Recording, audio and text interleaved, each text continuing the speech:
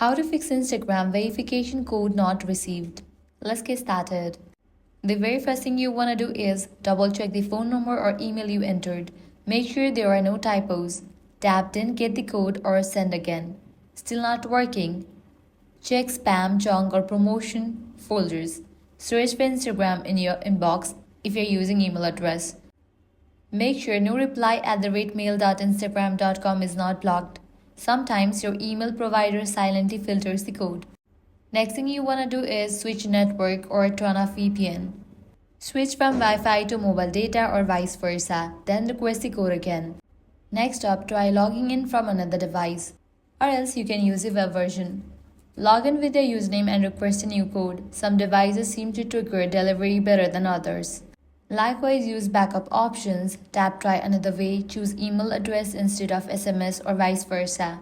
If you have set up two-factor backup codes, you can use them now. If none of these solutions work, contact Instagram support. Navigate to the website help.instagram.com, search for can't receive verification code, fill out the form and explain the issue. It might take a day or two, but they can reset the process manually.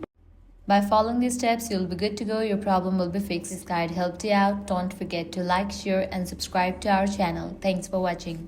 If this